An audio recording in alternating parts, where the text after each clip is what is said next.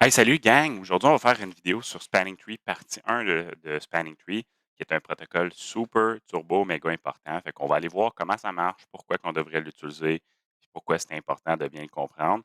Il va y avoir 3 parties. Partie 1, c'est ce qu'on voit là, l'introduction, une petite démo, tout ça. Partie 2, on va aller voir un setup plus compliqué avec les calculs. Puis partie 3, on va faire une vidéo où est-ce qu'on va parler de ultimement, comment qu'on devrait configurer ça comme un professionnel avec plusieurs VLAN, puis pallier aux inconvénients, OK, hem, principaux de Spanning Tree, parce qu'on va en parler de ça aussi. Fait que là, je pensais à ça chez nous l'autre jour, après mes cours avec mes étudiants, puis je me disais: «Colin, comment je pourrais bien leur montrer que Spanning Tree, c'est important?» Puis là, je me suis dit: «Ben Colin, on va pas l'utiliser, puis on va voir à quel point qu'on va casser le réseau. Je vais vous montrer comment casser le réseau, hein, c'est le fun, on va casser un réseau». Fait qu'aujourd'hui, j'ai 2 PC, PC2, PC3, 10.0.0.2, 10.0.0.3, je pense que c'est assez simple. Ils sont dans le VLAN 1, ils sont branchés dans le port 10 de la switch 2 et 3 respectivement.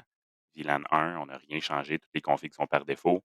Entre la switch 1 et 2, 2 et 3, puis 1 et 3, on a des trunks F01 à F01, F3 à F3, F2 à F2, toutes des trunks, on autorise le VLAN 1, rien de spécial. Mais là, ce que j'ai fait, c'est une commande spéciale, spéciale un petit peu. J'ai fait la commande suivante. Conf T, no spanning tree, VLAN 1.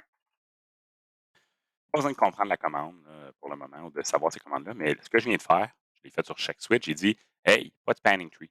Il n'y en a pas de spanning tree. Fini. Fini, spanning tree, on n'a pas de besoin. Hein? Nous autres, là, on a dit qu'on n'avait pas de besoin. Ça ne sert à rien. Trop intelligent, on n'a pas besoin de ça, nous autres. All right? Fait que, il n'y a pas de spanning tree en ce moment. Puis là, on a une topologie un petit peu spéciale. On a un beau triangle, Illuminati, appelle ça comme tu veux. Fait que, on va se rappeler avant de le faire. On va aller voir c'est quoi la règle qu'on avait vue quand un commutateur ou un PC parle avec un autre appareil dans le réseau local. Fait que là, le PC2, il dit Hey, je veux parler à PC3. On va le faire, en fait. OK? Fait que je vais préparer ma commande. Je vais faire un ping. Puis si tu fais ARP-A, tu vas voir, j'ai rien. En ce moment, le PC2 ne connaît pas le PC3. Je vais faire ping 10.0.0.3. Je ne le vais pas faire entrer tout de suite. Je vais aller en mode simulation. Je vais juste afficher les paquets ICMP, les paquets ARP. All right? On laisse ça de même. Skidoo, bing bang, Shazam. Puis je vais aller enlever. OK? En fait, je n'ai pas besoin d'enlever rien. On va laisser ça de même. Fait que là, je fais mon ping. Puis là, qu'est-ce que je vois?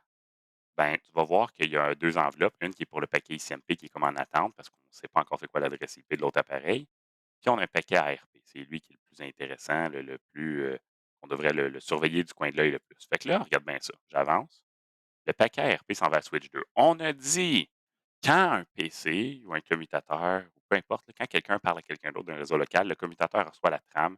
Puis là, il se dit, hey, il faut que j'envoie la trame au bon appareil. Si je regarde mon commutateur, là, show MAC address table, lui, tout ce qu'il connaît, c'est l'adresse MAC 2B01. 2B01, ça c'est 2B01. Je ne sais même pas c'est quoi, on va le voir. 2B01. Je ne sais même pas c'est quoi. Ah, c'était qu'il y avait un PC avant. En tout cas, il y avait un autre PC quand je faisais mes configs. Je fais, c'est quoi cette adresse-là? Il y a A0008, ça c'est le PC2. Puis il y a 4A03. Ça doit être l'autre PC. I guess, peut-être, je ne sais pas. On va voir.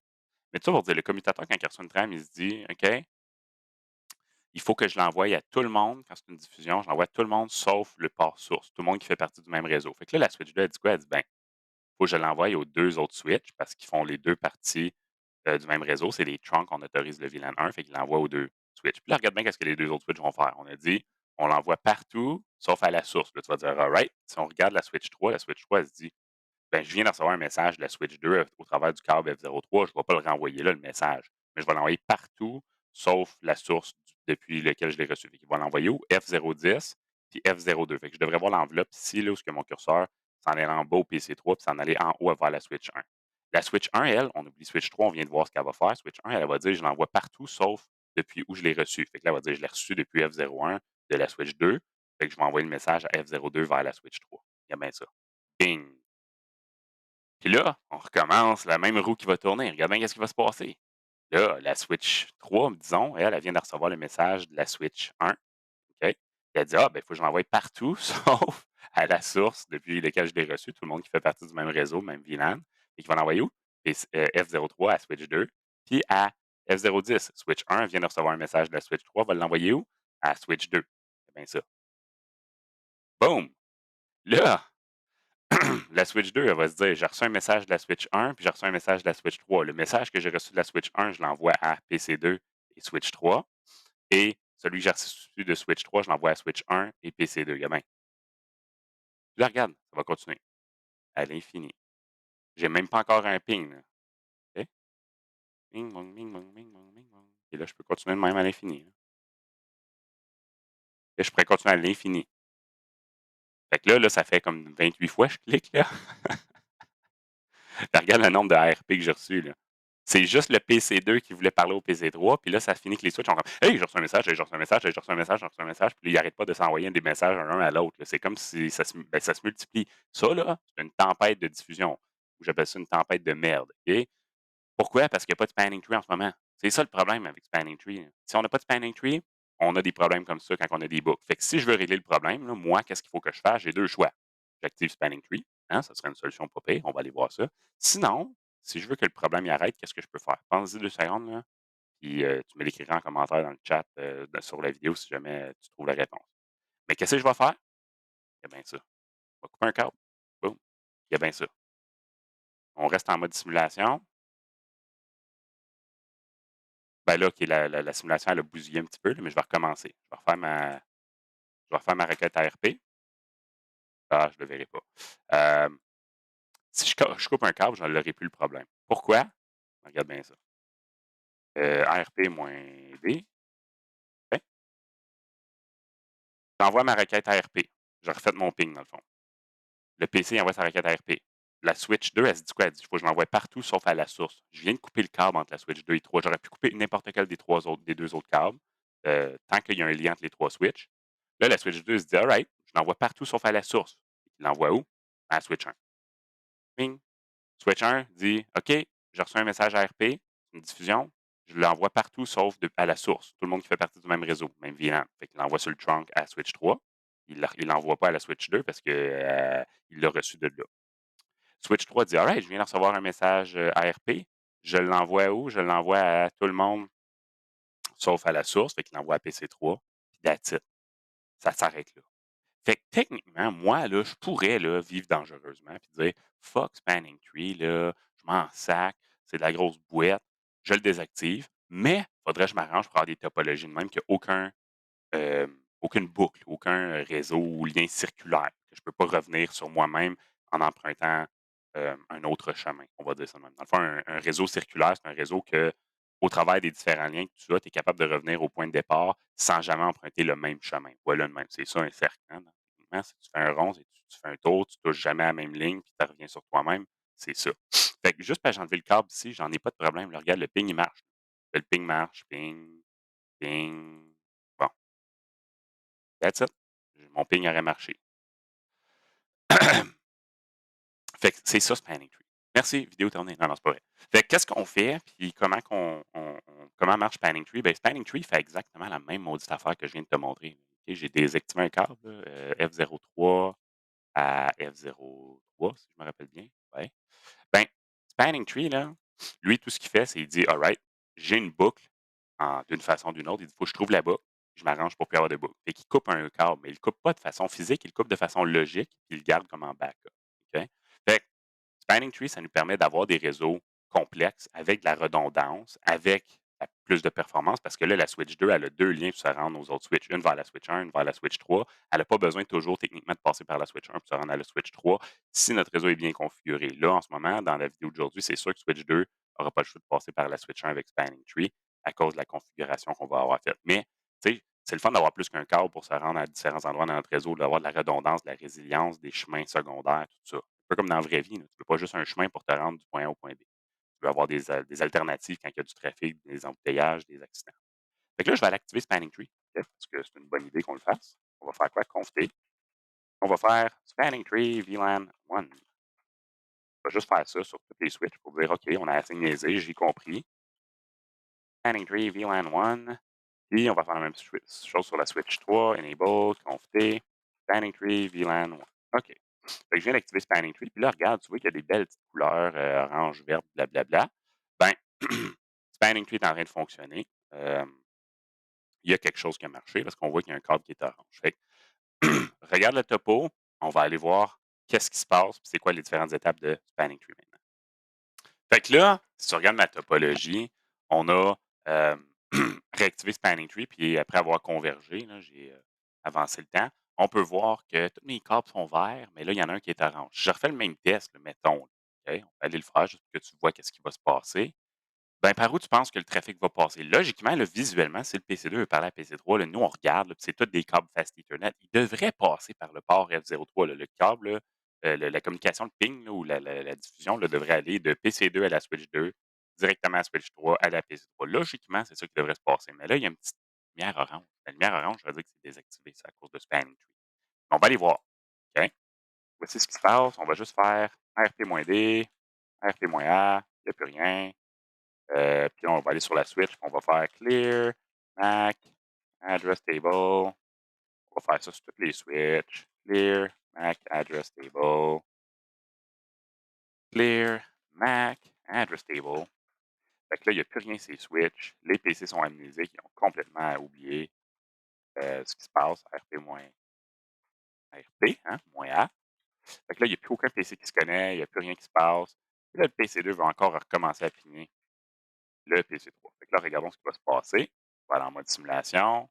ARP, ICMP encore. Je fais mon ping. Puis là, qu'est-ce qui se passe? On regarde bien ça. Le paquet ARP s'en va à la Switch 2. La Switch 2 dit quoi? Elle dit, je l'envoie à tout le monde, sauf à la source. Tous les appareils ou tous les tronçons ou les câbles qui font partie du même VLAN, du même réseau, du même sous-réseau, sauf la source. Fait que logiquement, il devrait l'envoyer à F01 puis F03. Regarde bien. Il l'envoie juste à F01. Pourquoi? F03, si tu vois la lumière orange ici, c'est parce que le câble est désactivé. On va aller voir pourquoi. Mais Spanning Tree a désactivé un des câbles pour justement arriver au même résultat qu'on a fait tantôt quand on a coupé le câble. Puis là, la Switch 1 l'envoie partout sauf à sauf à la source. Switch 3 l'envoie partout sauf à la source. Switch 3 l'envoie techniquement à Switch 2, mais vu que du côté de Switch 2, le câble est désactivé, il va l'ignorer. Là, ben, PC3 répond, ainsi de suite. OK? Fait que quand un câble ou un port est désactivé d'un côté, ça veut dire que l'appareil ou la Switch va refuser la communication. Du point de vue de la Switch 3, elle, son câble est actif en tant que tel. Si je vais sur la Switch 3 puis je fais show, IP, interface brief, OK, regarde, le port F01 il n'est pas utilisé, mais j'ai le port F02 qui est up et le port F03 qui est up. Fait que de façon, du point de vue configuration, le port est actif. Si je vais sur la Switch 2, allons voir ça. Show, IP, interface brief. On va aller agrandir ça un petit peu. Ben, F01 est up, F03 est up aussi.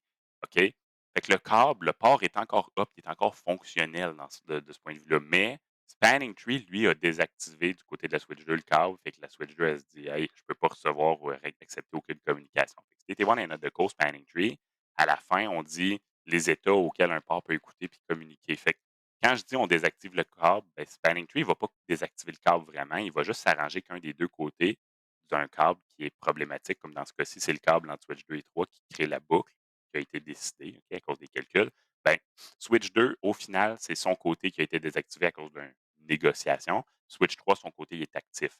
Fait que Switch 2, elle peut recevoir des paquets encore sur ce câble-là, mais elle va les refuser ou les ignorer parce qu'elle, de son côté, est désactivée. Switch 3, elle, est considérée comme active. Mais en faisant ça, il y a un des côtés qui se dit, moi, j'accepte rien pour éviter les boucles.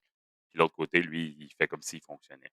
Fait que la diffusion, si tu regardes en arrière, là, elle s'est rendue.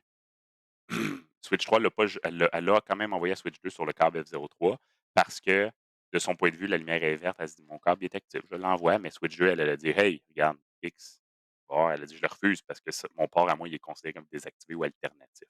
Expanding Tree, c'est comme une couche par-dessus les ports. Shutdown, no shutdown, peu importe. Toi, tu vas faire là, ton dépannage. Puis tu dis ah, swipe interface brief, le port est up. Il n'y a pas de problème. Je devrais recevoir mes pings, recevoir mes communications. Tout est beau, la vie est belle. Mais regarde, la Switch 2, elle a refusé le paquet. Tu l'aurais jamais vu si tu n'aurais pas fait tes commandes de dépannage de Spanning Tree puis tu n'aurais pas compris que Spanning Tree aurait désactivé le câble. Fait que mon point, c'est que même si le câble est up, le port est up, si tu ne comprends pas que Spanning Tree fait en sorte que le commutateur va refuser une communication sur un port qui est considéré comme désactivé, ben on arrive à ce scénario-là. Mais je prends de l'avance. Allons voir qu'est-ce qui va se passer. Fait que la première étape, les switches, ils se parlent entre eux, le Spanning Tree. Alors qu'ils parlent de Spanning Tree. Puis là, Là, la switch, les switches vont essayer de décider c'est qui le chef. C'est ça la première étape. Je les ai écrits ici, élection du road bridge, le chef. Moi, je l'appelle le big boss. Fait que les 3 switches parlent ensemble, ils vont choisir un chef pour savoir d'où découle l'arborescence de spanning tree. C'est comme un arbre défilant. Fait que, il y a des règles pour l'élection, je les ai écrits en bas. Priorité la plus basse ou adresse MAC la plus basse. En ce moment, je les ai écrits sur le diagramme. La priorité de la switch 1, c'est 32 768 plus 1 à cause de la valeur du VLAN. Si tu vas voir dans les notes de cours, on en parle un peu. Même chose pour les autres switches. J'ai rien touché. Le spanning tree, je l'ai juste activé parce que je l'avais manuellement désactivé, mais j'ai rien touché. Fait que par défaut, si tu branches les switches, toutes les switches ont une valeur de 32 768 plus la valeur du VLAN. Donc 32 769, c'est le VLAN 1. 32 778, c'est le VLAN 10. Peu importe. C'est des incréments de 4096. Fait que là, la priorité est pareille partout. Fait que ça ne marchera pas, là. Il n'y en a pas une qui gagne en ce moment. Les 3, ils s'envoient des messages, puis ils se disent: «Hey, hey, c'est moi le chef». «Ben non, c'est moi, non, c'est moi». Puis ils disent: «Ben, on a toutes la même priorité, qu'est-ce qu'on fait?» On passe au deuxième élément, l'adresse MAC la plus basse. Le problème avec ça, c'est que c'est sûr qu'il y a quelqu'un qui va gagner, là, parce qu'il n'y a pas une adresse MAC pareille. Chaque commutateur a une adresse MAC, comme un PC, comme un appareil quelconque, pas comme un routeur. Là, il y en a qui me disent: «C'est comme un routeur?» Ben non, un routeur, ça a plusieurs adresses MAC parce que ça a plusieurs par réseau qui vont avoir une adresse IP, puis ça va être, un routeur fait partie de plusieurs réseaux, tout dépendamment du nombre de branchements qu'il y a. Un commutateur, ça branche des appareils ensemble, il y a juste une adresse MAC. On en a déjà parlé de ça. Si tu t'en rappelles pas, retourne dans la partie 1 du cours. Mais il y a un commutateur qui va gagner. Mais c'est qui va gagner? C'est peut-être pas celui que tu veux. OK?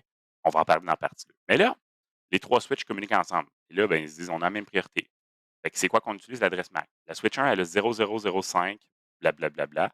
Switch 2, elle a 00D0 puis blablabla. Puis switch 3, 00D0. Ben, c'est quoi que l'adresse MAC la plus basse? On peut juste regarder les 4 premiers caractères, c'est 0005. Fait que switch 1 va gagner. Fait que switch 1, c'est le chef. Quand tu es le chef, tous tes ports sont ce qu'on appelle des ports désignés ou designated. Fait que les ports sont actifs, tu vois, sont verts du côté de la switch 1. Là. Fait que si on va voir sa switch 1, show spanning tree VLAN 1, regarde. Switch 1, là, si tu regardes le résultat, route ID, sa priorité, c'est 32 769 à cause plus 1 du VLAN 1. Son adresse MAC, c'est 5 EED CC14, c'est lui, ça fait du sens. Ça dit This bridge is the route. Fait que cette switch est le route, ça fait du sens.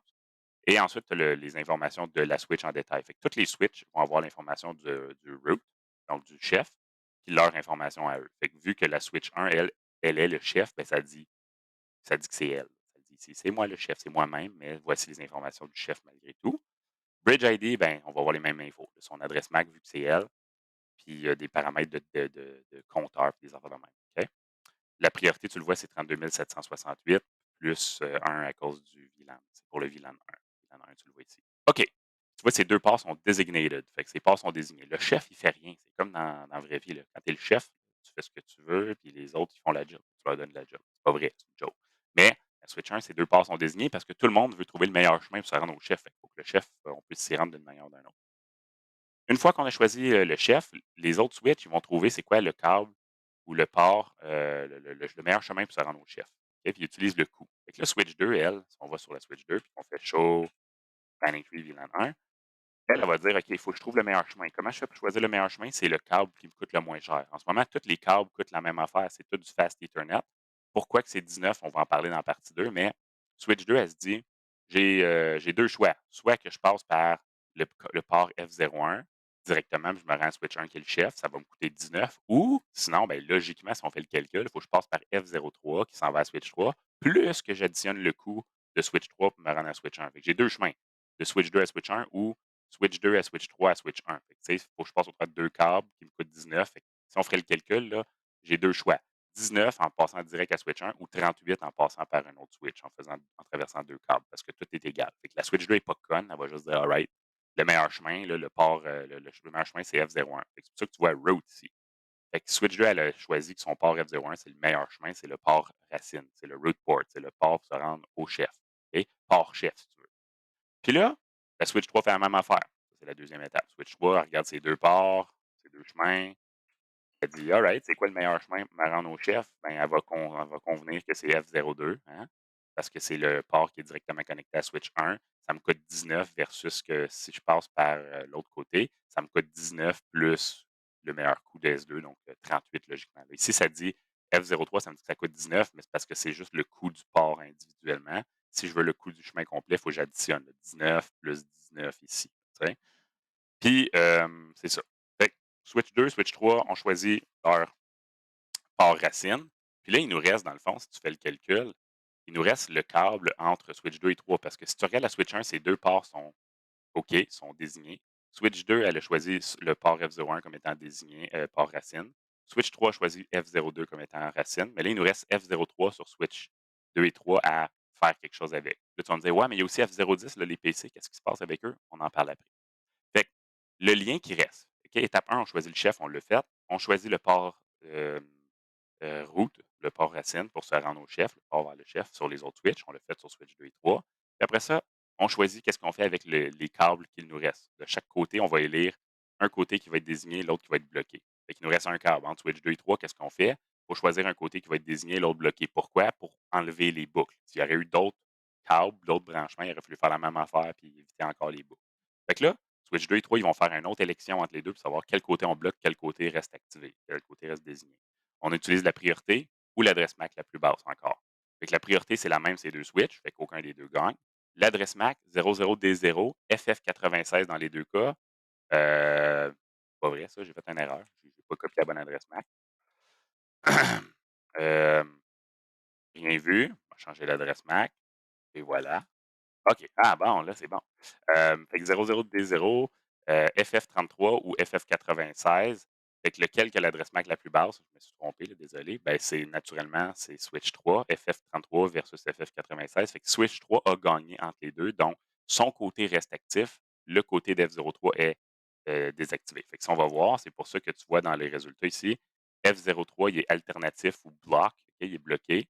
F010, on s'en fout pour le moment. Puis F01, c'est le port racine. Fait un port racine, un port qui est bloqué. Du côté de Switch 3, un port racine, un port actif parce qu'elle a gagné. Puis là, on n'a plus de boucle. That's it. Fait que c'est ça, Spanning Tree. C'est juste ça. Choisis le chef. Choisis, tous les ports du chef sont actifs. Sur les autres switches, on choisit le meilleur chemin vers le chef en faisant le calcul de tous les coûts qu'on n'a pas encore définis en détail. Puis après ça, quand on prend le reste des câbles, puis on choisit un côté qu'on bloque, l'autre côté qu'on reste actif en faisant les mêmes règles d'élection. Priorité, adresse MAC. That's it. Puis là, il nous reste les PC en bas. Là, tu vas me dire que pourquoi les PC sont désignés ou pourquoi les PC sont là-dedans? Là? Quand tu fais show Spanning Tree, on voit qu'ils sont là. Là. Il y a de l'information. Pourquoi? Spanning Tree, quand que les switches se parlent ensemble, ben, il y a juste les switches qui parlent de Spanning Tree. Les PC ne savent pas c'est quoi Spanning Tree, là, ça ne les concerne pas. Fait que Spanning Tree utilise des messages qu'on appelle des BPDU, des Bridge Protocol Data Unit, BPDU. Ben, c'est des messages Spanning Tree. Fait que là, la Switch 2, là, au début, elle a envoyé des messages Spanning Tree sur tous ses câbles. Puis elle a reçu des messages de Switch 1 puis de Switch 3, mais PC2 n'a jamais répondu. Fait que Spanning Tree, là, s'il ne reçoit pas de message sur un câble, parce que c'est un PC, naturellement, il va se dire, ou un routeur, ou quelque chose qui n'est pas une Switch, il va dire, ah, OK, c'est pas une Switch, fait que je peux juste le laisser désigner, puis je laisse le câble actif, puis j'ignore ça. Fait que c'est pour ça ici que je vois que le port du PC F010, il est désigné, mais il n'a pas été dans le calcul, il y a pas vraiment, on n'en a pas parlé, c'est pour ça. Fait que même si je branche 200 PC, là, ils vont tous être actifs, puis vert des deux côtés. Si c'est pas vert, il y a un problème, il y a quelque chose qui n'a pas bien branché. Fait que normalement, les ports des PC, Spanning Tree va comme les ignorer. OK? Fait que that's it pour la partie 1. J'espère que ça t'a aidé. Je te rappelle une dernière petite règle, c'est si tu as 2 câbles entre 2 switches, il y a comme une troisième règle. Je l'ai écrit ici, mais le perdant choisit le port le plus bas du voisin à conserver actif si l'autre est désactivé. Garde ça en tête, pense-y. On va le voir dans la partie 2 ou 3, dans une partie plus avancée. Fait que that's it, gang. On se retrouve dans une prochaine vidéo. Salut!